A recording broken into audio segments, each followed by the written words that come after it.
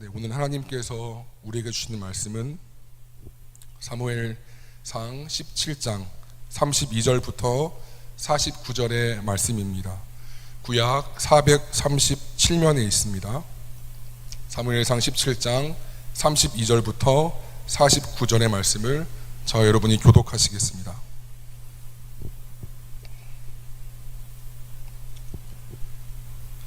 다윗이 사울에게 말하되 그로 말미암아 사람이 낙담하지 말 것이라 주의 종이 가서 저 블레셋 사람과 싸우리다 하니 사울이 다윗에게 이르되 내가 가서 저 블레셋 사람과 싸울 수 없으리니 너는 소년이요 그는 어려서부터 용사의 민이라. 다윗이 사울에게 말하되 주의 종이 아버지의 양을 지킬 때에 사자나 곰이 와서 양떼에게 새끼를 물어가면 내가 따라가서 그것을 치고 그 입에서 새끼를 건져내었고 그것이 일어나 나를 해하고자 하면 내가 그 수염을 잡고 그것을 쳐 죽였나이다. 주의 종이 사자와 곰도 쳤은즉 살아계시는 하나님의 군대를 모욕한 이 할례받지 않은 블레셋 사람이니까 그가 그 짐승의 하나같이 되리이다. 또 다윗이 이르되 여호와께서 나를 사자의 발톱과 곰의 발톱에서 건져내셨은즉 나를 이 블레셋 사람의 손에서도 건져내시리이다. 사울이 다윗에게 이르되 가라 여호와께서 너와 함께 계시를 원하노라. 이에 사울이 자기 군복을 다윗에게 입히고 노투구를 그의 머리에 씌우고 또 그에게 갑옷을 입히매 다윗이 칼을 군복 위에 차고는 익숙하지 못하므로 시험적으로 걸어보다가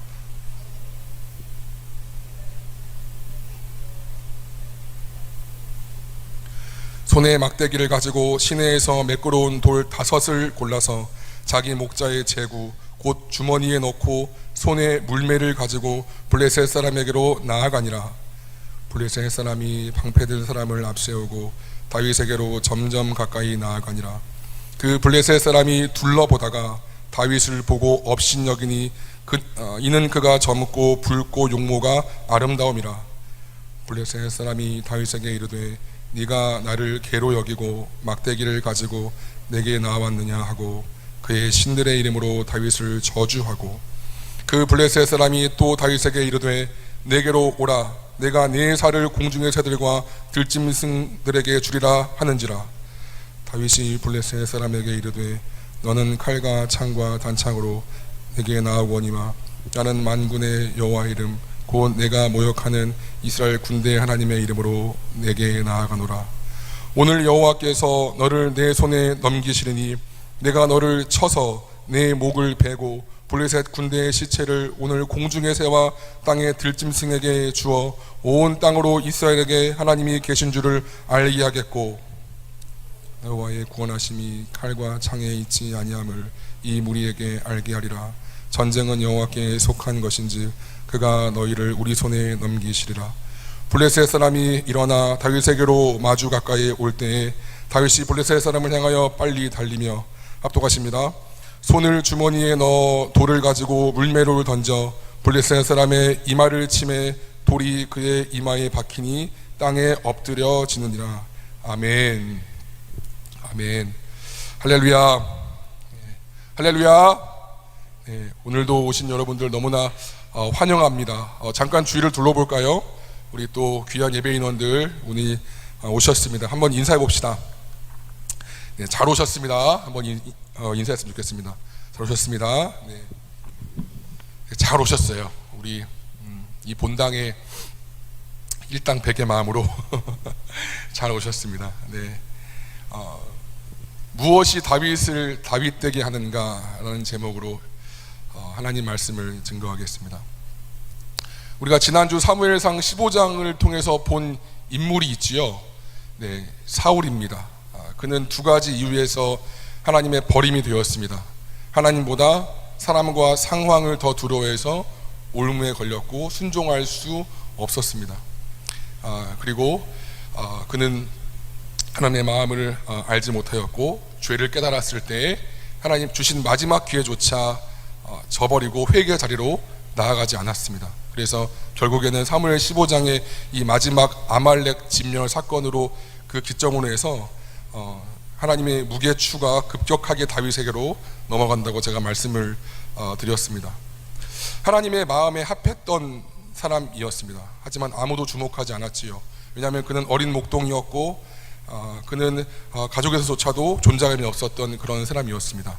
하지만 그는 이스라엘 역사상 가장 위대한 왕이었고 이후에 왕들이 걸어가야 될 기준이었고 나아가 오실 메시아의 예표가 되었던 사람이 선택되었습니다. 그는 우리가 잘 아는 다윗이지요. 너무나 잘 아는 다윗, 예수님만큼 많이 들었던 다윗입니다.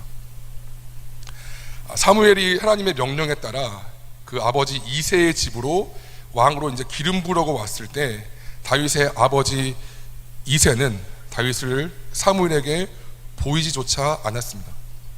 그만큼 다윗을 왕의 후보로 생각조차 하지 않은 것이지요. 다윗이 이새의 아들 8명 중에 제일 막내기도 했고 또 다른 형제들에 비해서 볼품이 없었기 때문이었습니다. 오히려 장남 엘리압이 더 왕처럼 보였고 심지어 가장 영적인 이스라엘의 그 영적 지도자 사무엘도 엘리압을 보고 이 사람이 하나님이 기름 부으실 자이구나 라고 심중에 생각했을 정도입니다. 그런데 그때 하나님이 말씀하세요. 우리 사무엘상 16장입니다. 7절을 다 같이 보시겠습니다. 굉장히 중요한 말씀이에요. 같이 한번 여러분 읽겠습니다. 시작. 여호와께서 사무엘에게 이르시되 그의 용모와 키를 보지 말라. 내가 이미 그를 버렸노라. 내가 보는 것은 사람과 같이 아니하니 사람은 외모를 보거니와 나 여호와는 중심을 보느니라. 사무엘도 함께 갔었던 베들레헴의 장로들도 이새도 엘리압이 왕이 될 상이구나 왕감이라고 생각했어요. 다 그를 유력한 후보라고 생각했고 또 그는 또 장남이었어요. 근데 하나님 말씀하시는 거예요. 내가 이미 그를 버렸다. 내 기준은 사람의 기준과 다르다. 사람은 외모를 보거니와 나 여호와는 중심을 본다라고 말씀하시는 것입니다. 여러분, 이렇게 지금처럼 무한 경쟁의 시대에 어쩔 수 없이 남들과는 다른 경쟁력이 필요한 것이 현실입니다. 그래서 우리는 불가피하게 외모를 준비하지요. 그리고 필요하면 영어 점수도 쌓고 또 경력도 쌓아야 합니다. 관련 분야 자격증도 따야 되고 창의적인 포트폴리오도 가지고 있어야 됩니다. 이것은 분명 필요한 것이고 또 귀한 것들입니다. 그런데 그 사람의 인생이 하나님께 사용되느냐 그렇지 않느냐는 다른 문제입니다. 내가 외모를 잘 준비해서 연봉 2천짜리 인생에서 연봉 5천짜리 인생이 될 수도 있고 평생 20평짜리 전세 인생에서 60평짜리 아파트 인생이 될 수도 있습니다. 하지만 내가 하나님께 쓰임받느냐 쓰임받지 않느냐는 그것과는 다른 문제라는 것입니다. 신자에게 있어서 여러분, 하나님께서 나를 사용해 주시는 것만큼 신자는 영원한 존재로 남습니다. 하나님이 나에게 역사하시는 것만큼 하늘의 방명록에 기록이 될 것입니다. 그런 것들 내가 내 인생을 잘 필요 없다는 것이 아니라 잘 준비해서 우리가 성공이라 부르는 것으로 갈 수도 있어요. 하지만 그것이 내가 하나님께 쓰임받는 인생이냐는 별개라는 거예요. 같이 갈 수도 있겠지만. 그래서 구원받는 신자에게 있어서 내가 하나님께 쓰임받는지 그렇지 않는지는 굉장히 중요한 이슈여야 한다는 것입니다. 내가 한평생 열심히 치열하게 내 가족 먹여 살리면서 살아왔는데 내 인생 마지막 자락에서 내 삶을 돌아봤을 때 내가 잘못 살았구나, 내가 바람 같은 것을 잡으러 왔구나 라고 그때 후회함이 밀려온다면 다시 되돌릴 수 없는 인생 어떻게 할 겁니까? 나 여호와는 중심을 보느니라. 근데 오늘 누구보다 하나님께 귀하게 쓰임 받았던 이 다윗은 그 중심에 합격한 사람이었습니다. 그리고 오늘 본문인 사무엘상 17장은 이러한 다윗을 하나님께서 처음 이스라엘 역사 전년에 데뷔시켜 주시는 장면입니다. 왜 17장이 있냐면 다윗을 위한 거예요. 다윗이 무대의 주인공이고 골리앗은 조연이고 그 전장터는 다 무대 장치예요. 누구를 위한 거예요? 하나님 다윗을 높여주시려고. 우리 모두 다 그렇게 역사의 주인공이 되었으면 좋겠습니다. 사진을 보시겠습니다. 이게 지금 현재 이스라엘 모습인데요. 엘라 골짜기가 있습니다. 블레셋 진영이 지중해랑 가까운 곳이고요. 이스라엘 진영은 이스라엘 중앙 산지 지역입니다. 그러니까 골짜기가 있겠죠. 산에서 평양까지니까. 이 골짜기를 사이에 두고, 다음 장면 보여주세요. 이 골짜기를 사이에 두고 이렇게 대치하는 거예요. 이스라엘 진영에서 이렇게 있고 블레셋 진영이 있고. 근데 블레셋에서 한 명이 딱 나옵니다. 나와 싸우자. 근데 그 사람의 키가 2m 30 또는 50, 90까지도 봅니다. 그리고 창날만 6.75kg입니다. 제가 5kg짜리 쌀을 들어봤거든요, 집에서. 꽤 무거워요. 근데 창날만 6.75kg예요. 290 정도의 키에 어마어마한 거구가 나와서 나와 싸우자! 라고 이렇게 외치는 거예요. 근데 거기에서 누구 하나 내가 싸우겠습니다라고 말하지 못했습니다. 우리 17장 11절과 24절을 보시겠습니다. 어떻게 이스라엘이 반응했을까요? 11절을 보시겠습니다. 제가 읽어드리겠습니다. 사울과 온 이스라엘이 블레셋 사람의 이 말을 듣고 놀라 크게 두려워하니라. 24절을 보시겠습니다. 이스라엘 모든 사람이 그 사람 골리앗을 보고 심히 두려워하여 그 앞에서 도망하여. 이거는 그 한 사람의 기에 완전히 압도되어서 어떻게 할 수 없는, 완전히 진짜 고양이 앞에 쥐처럼 아무것도 못하는 이스라엘 진영의 전 부대가 된 거예요. 사흘부터 말단 병사까지. 이때 마침 아버지 이새가 이미 전장에 가 있던, 나이가 있어서 전장에 갔던 형들을 위해서 먹을 것을 주라고 이제 다윗을 심부름 보냅니다. 형들에게 그 아버지 심부름 때문에 그 엘라 골짜기 전장을 가서 보게 된 거예요. 근데 마침 이렇게 오만 불손 방자하게 이스라엘 군대를 모욕하면서 떠드는 이 골리앗의 말을 우연히 듣습니다. 그 자리에서. 여러분 생각해 보세요. 내가 다윗이었다면, 내가 그 엘라 골짜기에 다윗이었고 내 바로 눈앞에서 어마어마한 거구가 이스라엘의 군대를 모욕하면서 막 개처럼 여기면서 그렇게 위협한다면, 그때 내가 다윗이었다면 나는 어떻게 반응했을까요? 제가 상상해 봤거든요. 10대의 저를 떠올리면서 아마 솔직하게 제가 싸우겠습니다 라고 하기보다도 겁이 나서 빨리 형에게만 전달하고 집에 돌아갔거나, 아직은 내가 어리기 때문에 라는 변명을 하면서, 아니면 겁나서 뒤에서 기도만 했을 것 같습니다. 근데 다윗이 이 말을 듣고 분이 나서 이렇게 얘기합니다. 이 할례 받지 않은 블레셋 사람이 누구에게 살아계신 하나님의 군대를 모욕하겠느냐. 그리고 32절에서 이렇게 얘기합니다. 사울에게 지금 말하는 거예요. 다윗이 사울에게 말하되 그로 말미암아 사울함이 낙담하지 말 것이라. 주의 종이 가서 저 블레셋 사람과 싸우리이다 하니. 여러분 생각해 보세요. 이제 갓 10대 중반, 15세, 17세 아마 그 사이일 거예요. 근데 사울 왕은 40세 왕이 되었고, 이때가 꽤 지난 시간이니까 아마 50대 후반일 겁니다. 그 왕에게 가서 사울 왕이시여 낙담하지 마십시오. 오히려 그 10대가 위로하는 거예요. 낙담하지 말라고. 그리고 본인이 가서 싸울게요 라고 말하는 겁니다. 생각해 보세요. 사울이 왕이 있고 옆에 양옆에 대신들이 있고 용사들이 있겠죠. 근데 웬 양치기가 와서 낙담하지 마십시오, 제가 싸울게요 라고 했을 때 그 반응들이 어떻게 했을까요? 얘가 미쳤나, 얘가 전장터를 잘 몰라서 이제 젖비리 나는 어린애가 와가지고 왜 이러나 라고 했을지도 모르겠습니다. 근데 사울 왕이 다윗의 진심을 알았을까요? 그를 전장터에 내보냅니다. 다윗을 본 또 골리앗의 반응은 어땠을까요? 40일 만에, 무려 40일 동안 계속 나와서 막 못 오겠단 말이에요. 나 싸우자 이 겁쟁이들아 막 이렇게 40일 동안 못 오겠는데, 40일 만에 나온 용사라고 했는데 보니까 어린애인 거예요. 심지어 칼도 없고 무기도 없고. 얼마나 그 골리앗이 다윗을 업신여기게 봤을까요? 또 용사가 없어서 다윗을 내보내는 그 이스라엘을 얼마나 업신여겼을까요? 그런데 이럴 때 다윗은 이런 골리앗을 보면서 개인적으로 구약 전체를 통틀어서 가장 기백 있고 가장 멋진 말이라고 생각되는 말을 선포합니다. 45절부터 7절까지의 말씀을 다 같이 합독하시겠습니다. 시작. 다윗이 블레셋 사람에게 이르되 너는 칼과 창과 단창으로 내게 나아오거니와 나는 만군의 여호와의 이름 곧 네가 모욕하는 이스라엘 군대의 하나님의 이름으로 내게 나아오노라.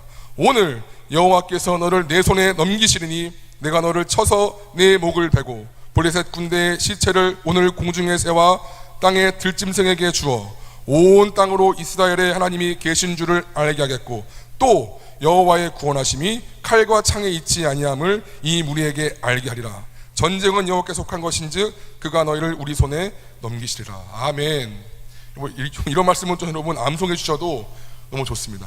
이제 여러분 15세 중2 중3짜리 친구예요. 근데 그 엘라 골짜기 한복판에서 저벅저벅 걸어가면서 그 골리앗에게 지금 이 말하는 거예요. 여호와의 구원하심이 칼과 창에 있지 않다. 내가 오늘 너를 넘어뜨리고 뵐 것이다. 저는 너무너무 상상이 잘 안 되는 것 같아요. 이 다윗의 기백이 도대체 어떻게 이런 마음이 들 수가 있지? 어떻게 이 조그만 친구가 저보다도 훨씬 어린 친구잖아요. 우리보다도 어린 친구고 어떻게 이런 용기가 나올 수가 있지? 그리고는 힘차게 우리가 아는 것처럼 물맷돌을 탁 던졌어요. 그런데 그 물맷돌이 정확히 골리앗의 이마에 박힙니다. 그리고 나서 천하무적 같은 골리앗이 넘어지고 쓰러지지요. 그리고 칼이 없었던 다윗은 순식간에 골리앗의 칼을 빼어서 그를 목을 베어버립니다. 헐, 이게 무슨 일이지? 양쪽 진영에 순간 다 정적이 흘렀을 거예요. 이게 무슨 일이지? 다윗이 그 베어진 골리앗의 머리를 탁 들어 올리자 엘라 골짜기의 진동을 일으킬 만한 함성이 아마 영화로 보면 엄청 멋있을 것 같아요. 그 참호 속에 숨어 있었던 이스라엘 군대들이 완전히 부활해서 파죽제사로 블레셋을 공격합니다. 결과가 어떠했을까요? 52절을 다 같이 보시겠습니다. 52절입니다. 이스라엘과 유다 사람들이 일어나서 소리 지르며 막 함성을 질렀겠죠. 블레셋 사람들을 쫓아 가이와 에그론 성문까지 이르렀고 블레셋 사람들의 부상자들은 사하라임 가는 길에서부터 가드와 에그론까지 엎드려졌더라. 사하라임은 유다 성읍 중에 한 곳입니다. 근데 블레셋 성읍까지 시체가 엎드려진 거예요. 그러니까 그 길에 쭉 부상자가 엎드렸다는 건 그만큼 엄청난 큰 대승을 거뒀다는 것을 말하고 있습니다. 완전히 이 다윗 한 명으로 다 죽어있던 이스라엘 군대가 회복되는 순간이었고, 아까 말했다시피 다윗을 하나님께서 높이신 그 데뷔시켜 주시는 그 장면이었습니다. 이제 겨우 10대 소년이었습니다. 고작해야 양을 쳤을 뿐이고요, 아버지 이새가 부르지도 않았던 그런 존재감이 없던 사람이었습니다. 그런데 다윗이 어떻게 이렇게 강력한 믿음의 용기, 믿음의 기백을 가질 수 있었을까요? 오늘 제목처럼 무엇이 다윗을 다윗되게 했을까요? 오늘 말씀을 통해서 살펴보고 주시는 하나님의 음성을 듣기를 소원합니다.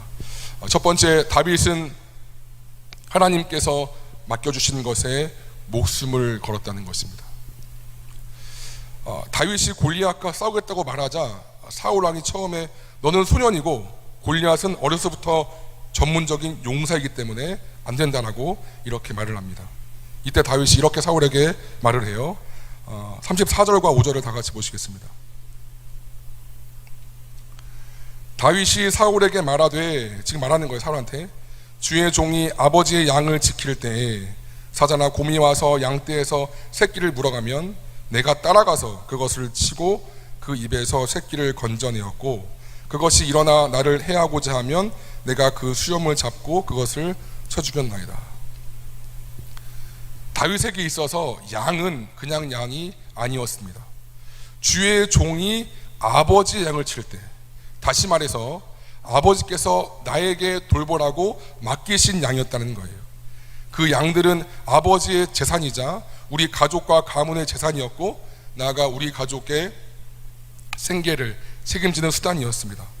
그래서 사자나 곰이 와서 양의 새끼를 물어가면 어떡하지, 맹수가 물어가네?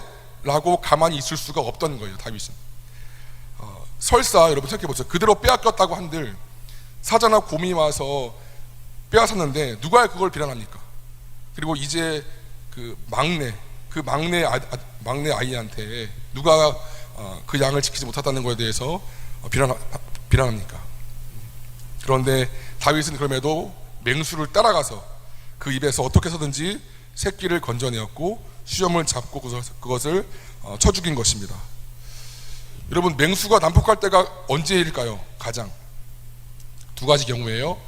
하나는 자기의 새끼를 빼앗길 때 가장 난폭해집니다. 또 한 가지는 먹이를 뺏겼을 때도 가장 난폭해집니다. 다윗도 목숨 건 싸움이었지만 사자나 곰도 그 먹이를 빼앗기지 않기 위한 아마 목숨 건 싸움이었을 것입니다. 여러분, 아무리 우리가 요즘 반려동물을 사랑한다 한들 반려동물이 예를 들어서 이렇게 사자나 곰에게 물려가면 우리가 그것을 그 입속에서 빼앗을 수 있을까요? 하지만 다윗은 양에게 목숨을 걸었습니다. 요즘 말로 하면 다윗은 양에게 진심이었습니다. 왜요? 아버지의 재산이었고 아버지가 돌보라고 맡기신 양들이었기 때문이었습니다. 그리고 나아가 이것은 양 같은 우리를 위하여서 능히 목숨을 버리신 예수님을 예표하는 것이기도 합니다.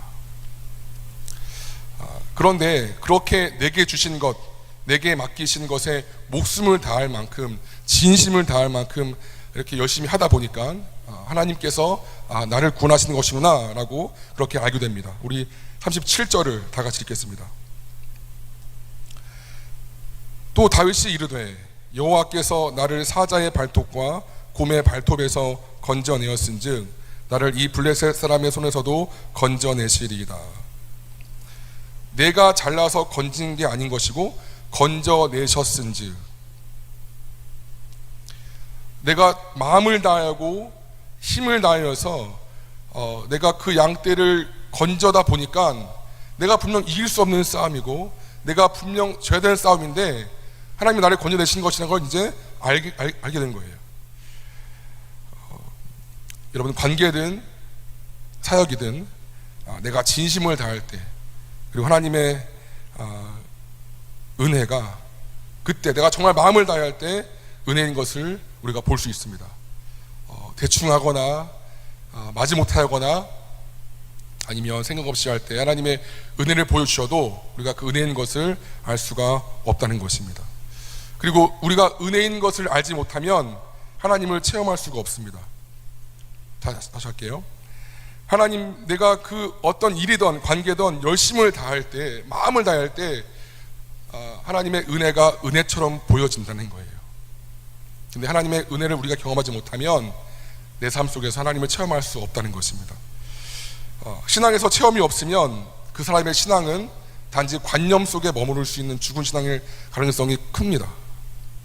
이것은 내가 존경하는 인물에 관해서 많은 저서를 읽었기 때문에 그 사람을 잘 알고는 있지만 정작 그 사람을 만나지 못하는 거랑 같다는 것입니다.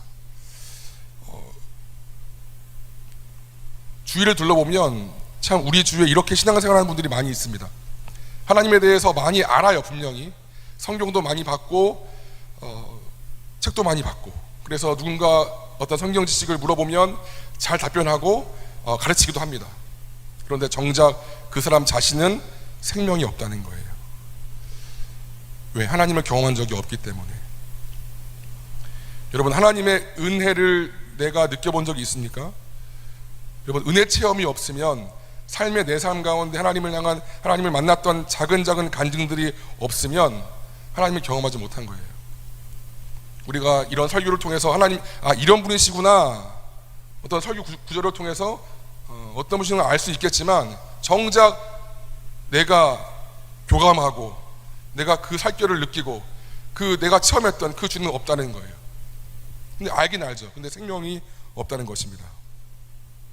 여러분, 하나님을 더욱더 알고 싶고 더욱더 경험하기 원한다면 오늘 나에게 주어진 모든 만남과 모든 사건과 모든 환경을 오늘의 스승으로 여기시기 바랍니다. 그리고 믿음으로 도전하시기 바랍니다. 나에게 주어진 모든 환경이 그것이 좋은 것일 수도 있고 나를 힘들게 하는 수도 있겠지만, 다윗에게 아버지의 양떼가 돌보는 그 일이 맡겨짐에 최선을 다할 때 하나님의 은혜를 경험한 것처럼, 여러분에게 어떤 환경이 왔던 간에, 저는 다 모르겠지만 그것이 무엇인지 하나님의 그 주신 환경 앞에, 그 관계 앞에 최선을 다하십시오. 그리고 거기서 임재하시는 하나님의 은혜를 경험하십시오. 그래야 하나님이 여러분에게 진짜가 된다는 것입니다. 두 번째, 다윗은 자신만의 무기를 갈고 닦았다는 것입니다. 38절에서 40절을 같이 한번 읽겠습니다. 시작. 이에 사울이 자기 군복을 다윗에게 입히고 노투구를 그의 머리에 씌우고 또 그에게 갑옷을 입히매, 다윗이 칼을 군복 위에 차고는 익숙하지 못하므로 시험적으로 걸어보다가 사울에게 말하되 익숙하지 못하니 이것을 입고 가지 못하겠나이다 하고 곧 벗고, 손에 막대기를 가지고 시내에서 매끄러운 돌 5을 골라서 자기 목자의 제구 곧 주머니에 넣고 손에 물매를 가지고 블레셋 사람에게로 나아가니라.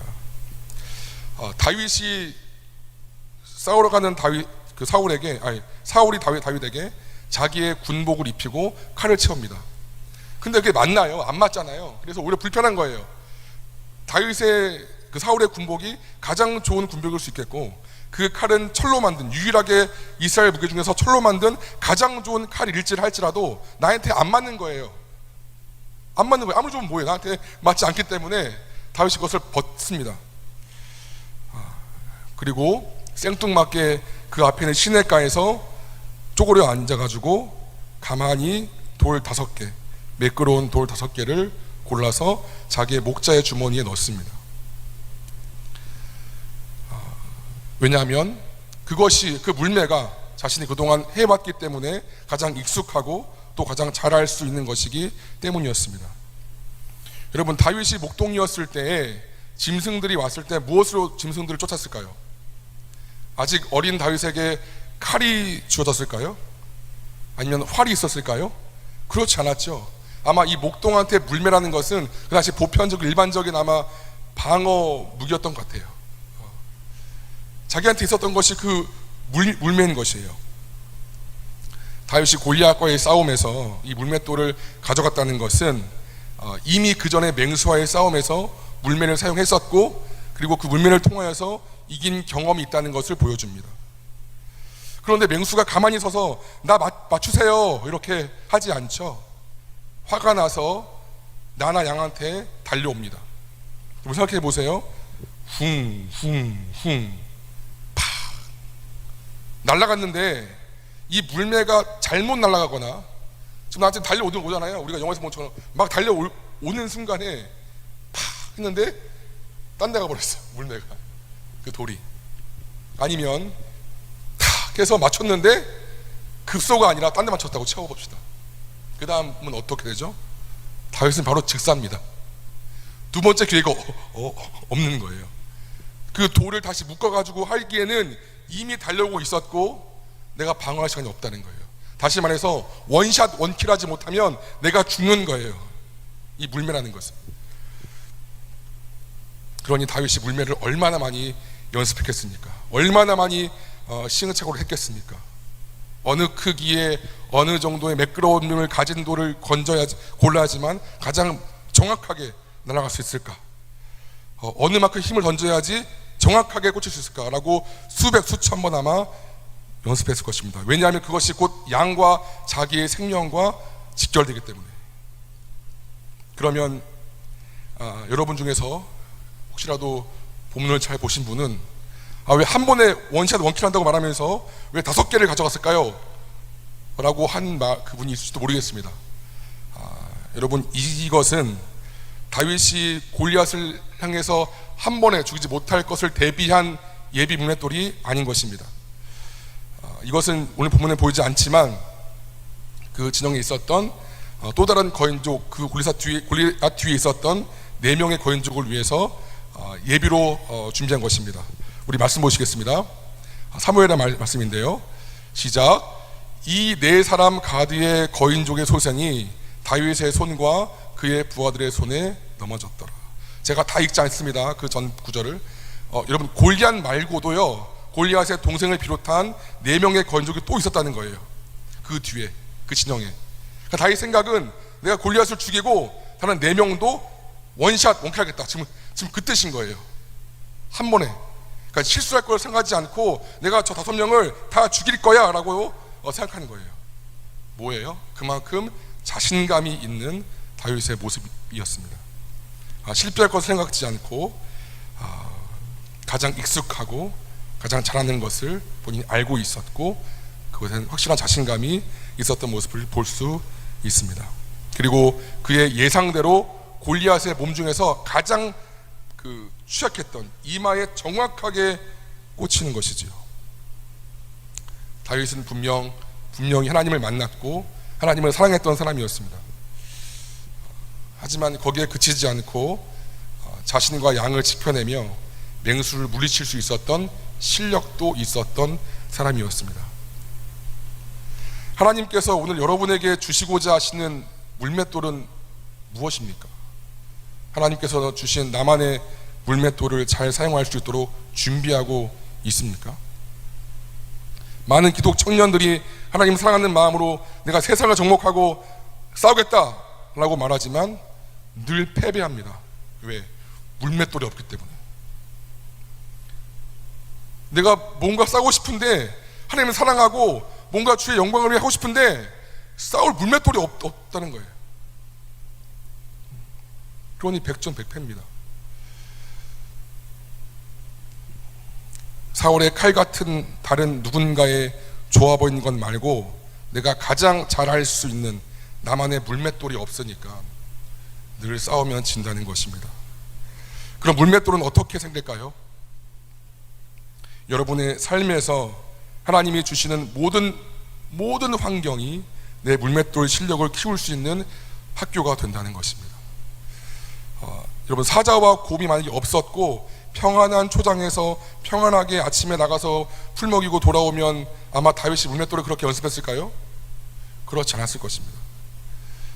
근데 맹수와 사자라는 사건과 환경과 그 관계 때문에 그는 어쩔 수 없이 연습할 수밖에 없다는 거예요. 다시 말해서 오늘 여러분이 만나는 모든 관계와 모든 나를 힘들게 하는 그 사람과 나의 마음을 괴롭게 하는 그 사건과 나를 어렵게 하는 그것 때문에 내 물맷돌을 준비할 수 있다는 것입니다.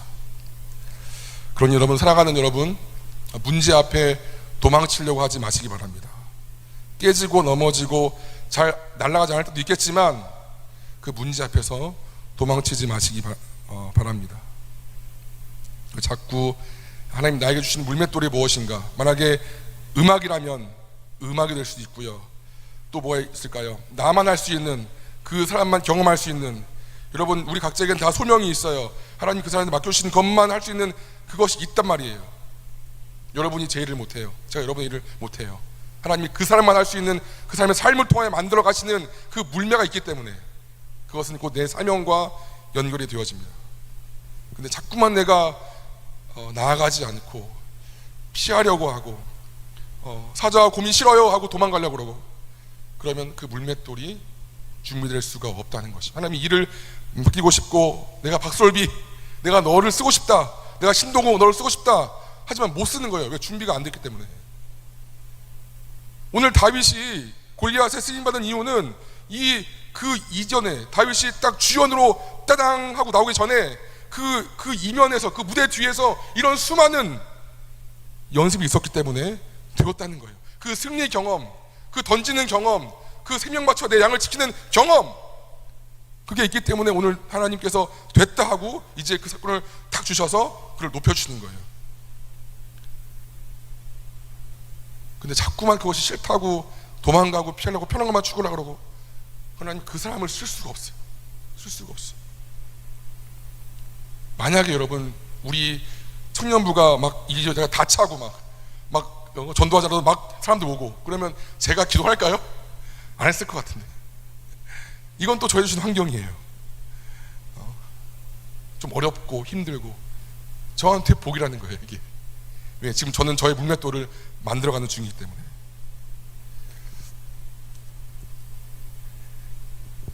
세 번째 결론입니다. 그래서 다윗에게 있어서 하나님은 실지었다는 거예요. 하나님은 다윗에게 있어서 실지었습니다. 다윗이 이스라엘 군대를 설명할 때 붙는 말이 있습니다. 우리 26절을 좀 보실게요. 다윗 26절 후반부입니다. 이 할례받지 않는 블레셋 사람이 누구에게 살아계시는 하나님의 군대를 모욕하겠는가. 36절입니다.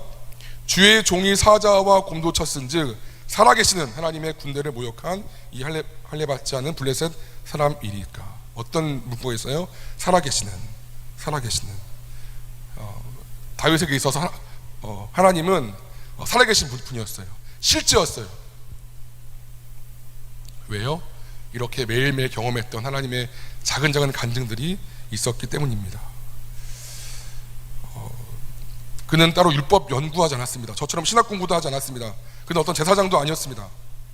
근데 누구보다 하나님을 가까이서 만났고 그 삶의 많은 것들을 통해서 경험했고 하나님을 알았던 사람이었어요. 여러분 하나님을 만났습니까? 오늘 설교를 통해서 이렇구나도 물론 중요한데요, 하나님 만났어요? 지난 일주일간 돌아보면 내가 간증할 수 있는, 하나님 나한테 이렇게 역사하셨구나 라고 말하는 것들이 작은 것이라도 있을까요? 다윗은 누구나 다 다윗 되고 싶어합니다.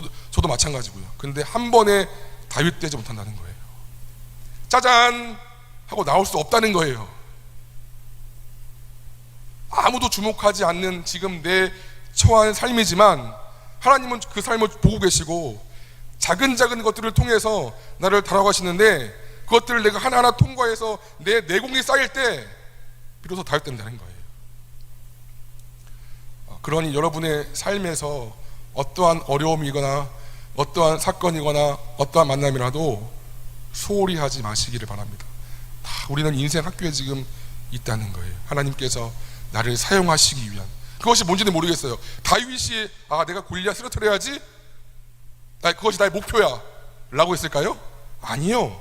그건 어떻게 보면 그냥 소박하게 내가 가정을 꿈꾸고 소박하게 그런 삶을 했는지 모르겠어요. 그런데 하나님은 생각지도 못하게 그에게 그 중심을 보시는 여호와께서 그에게 기름을 부으시고 이스라엘의 목자로 세워주시고, 그건 그가 꿈꾸던 것이 아니었어요. 꿈을 꾸고 원대하게 목표를 삼되 오늘 주어진 현실에 충실하시기를 바랍니다.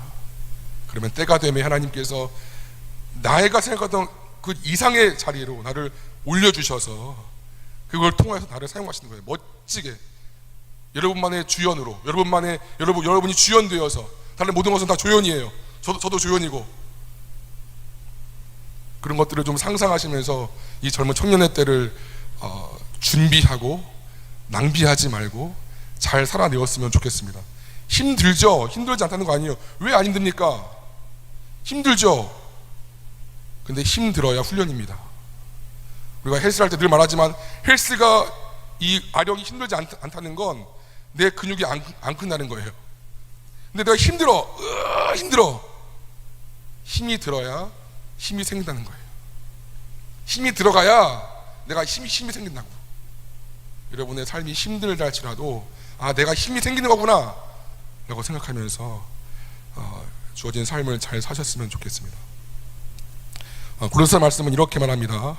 무슨 일을 하든지 마음을 다하여 주께 하듯 하고 사람에게 하듯 하지 말라. 어떤 일이든지 저는 저의 일에서, 여러분은 여러분의 일에서 주님께 하듯이 그렇게 하라는 말씀입니다. 무엇이 다윗을 다윗되게 할까요? 지금 내 삶이 그 삶에 반응하는 나의 태도가 다윗을 다윗되게 하고 나를 나답게 만들어 간다는 것입니다. 여러분이 만나는 모든 그 삶의 형태 속에서 하나님을 경험하기를 간절히 축원합니다. 내 더 신앙이 성장하고 싶고 내가 더 잘하고 싶고 혹시라도 그런 여러분 욕구와 욕심이 있다면 기도하고 말씀 보는 것 기본이지만 하나님 나에게 주시는 이 삶의 신학교를 통과하지 못하면 백날 천날 기도해도 늘 그 자리인 거예요. 여러분의 삶이 저의 청년 때보다 훨씬 더 어렵다는 것을 알고 있습니다. 그래서 이런 설교가 굉장히 조심스럽고 기도가 되는 설교일 수도 있다고 생각합니다. 하지만 여러분의 삶을 지으신 하나님께서 가장 최선으로 인도하실 것을 신뢰함으로써 주어진 모든 것에 힘있게 도전하고 나아가시는, 그래서 어느샌가 보면 내가 다윗되고 멋지게 한평생 쓰임받는 인생 되기를 간절히 축원합니다. 아멘.